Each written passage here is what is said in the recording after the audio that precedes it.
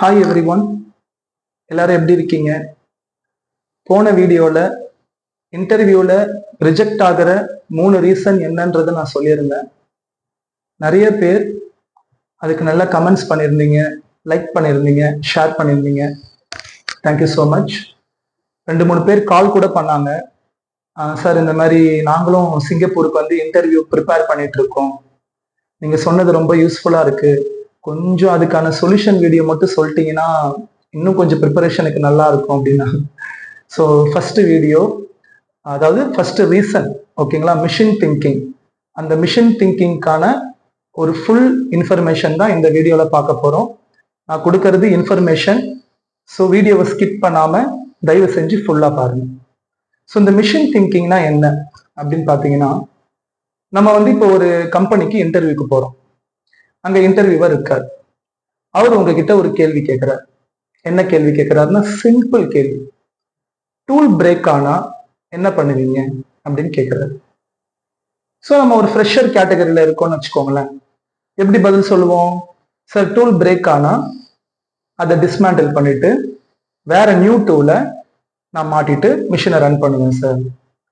இதுதான் நம்ம கொடுக்குற ஆன்சர். அவங்க சிம்பிளா கேள்வி கேட்டாங்க, நம்ம சிம்பிளா ஆன்சர் பண்ணிட்டோம் இல்ல. ஆனா நிஜம் அது கிடையாது. அதுதான் உங்களோட ரிஜெக்ஷன் தெரியாம நீங்க அந்த பதில சொல்லிட்டு என்னமோ நம்ம பெரிய நல்ல ஆன்சர் சொன்ன மாதிரி உட்கார்ந்துருப்பீங்க. பட் என்னன்னா, ஒரு இன்டர்வியூவர் உங்ககிட்ட ஒரு கேள்வி கேட்கிறாங்க, டூல் பிரேக் ஆனா என்ன பண்ணுவீங்க அப்படின்னு. கழட்டி போட்டுட்டு வேற டூலை மாட்டுன்ற ஆன்சருக்காக தான் அவங்க டைம் ஸ்பெண்ட் பண்ணி உட்கார்ந்து உங்களை இன்டர்வியூ பண்ணிட்டு இருக்காங்கல்ல. அப்படித்தானே? அப்படி கிடையாது. அனாலிசிஸ்னா என்னன்னு தெரியுமா? ரூட் காஸ்னா என்னன்னு தெரியுமா? இந்த 2 வேர்டையும் தான் அவங்க எதிர்பார்க்கிறாங்க. ஸோ அனாலிசிஸ்னா என்னன்னா, ஒரு டூல் பிரேக் ஆகுதுன்னா மேபி அந்த ரா மெட்டீரியல் ஹார்டனா இருந்திருக்கலாம், அதுக்கான பெர்ஃபெக்ட் கோட்டட் டூல் நீங்க சூஸ் பண்ணாம இருந்திருக்கலாம், சூஸ் பண்ணியும் ஃபீட் ரேட்ல மிஸ்டேக் பண்ணிருக்கலாம், ஸ்பிண்டில் ஸ்பீட்ல மிஸ்டேக் பண்ணிருக்கலாம், கட்டிங் ஸ்பீட்ல மிஸ்டேக் ஆயிருக்கலாம், பிளஞ்ச் ரேட்ல மிஸ்டேக் ஆயிருக்கலாம். ஸோ இதெல்லாம் வந்து நான் சொல்றது பேசிக் காரணம் தான். ஸோ அப்ப இதெல்லாம் பண்றதுக்கு பேர் தான் அனாலிசிஸ். ஸோ அந்த அனாலிசிஸ் நான் பண்ணுவேன் சார். ஸோ இதுக்கெல்லாம் ஒரு கால்குலேஷன் இருக்கு. Without calculation mechanical is not impossible. So எல்லாமே ஒரு கால்குலேஷனோட தான் ரன் ஆயிட்டு இருக்கு. ஓகேங்களா?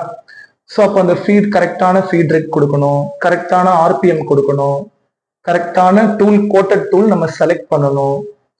ஸோ இவ்வளோ விஷயங்கள் இருக்கு. இதை தான் இன்டர்வியூவர் உங்ககிட்ட எக்ஸ்பெக்ட் பண்றாங்க. இதுக்கும் அடுத்தது என்னது? Root cause. ஸோ இந்த ரூட் காஸ்னா என்னன்னா, ப்ராப்ளம் எங்க இருந்து ஆரம்பிக்குதுன்ற அந்த காரணத்தை கண்டுபிடிச்சு சால்வ் பண்றது தான் ரூட் காஸ் அனாலிசிஸ் அப்படின்னு சொல்லுவாங்க. இது ரெண்டுமே உங்களுக்கு தெரிஞ்சிருக்கணும். இன்னொன்னு, எல்லா கம்பெனியும் எதிர்பார்க்கறது வெறும் மிஷின் திங்கிங் மட்டும் கிடையாது. என்னன்னா டெக்னிக்கலா, தட் மீன்ஸ் இப்போ நீங்க வந்து ஒரு ஒர்க் பண்றீங்க, ஸ்கில் இருக்கு உங்ககிட்ட. ஸோ இப்போ நான் ஒரு டிகிரி முடிச்சுட்டு ஒரு ட்ரைனிங் சென்டர்ல போய் கோர்ஸ் படிச்சுட்டு நான் வந்து இன்டர்வியூ அட்டன் பண்றேன், சர்டிபிகேட்டை டேபிள்ல வைக்கிறேன். பட் அந்த ஹெச்ஆர் வந்து அந்த சர்டிபிகேட்டை எடுத்து அப்படி வச்சுட்டு உங்ககிட்ட பேசுறாங்க. ஐயோ என்னடா இது, 45 நாள் ஃபீஸ் கட்டி படிச்சா அந்த சர்டிபிகேட்டை தூக்கி இப்படி வச்சுட்டு கேட்கறாங்களே. ஸோ என்னன்னா, அவங்க எதிர்பார்க்கறது வெறும் ஸ்கில் மட்டும் கிடையாது, thinking. So that is a machine thinking. If example human beings is standing here, machine in front of human being, நம்ம மிஷின் ஆப்ரேட் பண்றோம். இப்போ அப்படியே ஸ்வாப் பண்ணா, நீங்க மிஷினா இருந்து அந்த டூல் உங்க கைன்னு வச்சுக்கோங்களேன், அந்த கை உடையுது, நீங்க திங்க் பண்ணுவீங்களா மாட்டீங்களா? எதனால என் கை உடைஞ்சதுன்னு திங்க் பண்ணுவீங்கல்ல?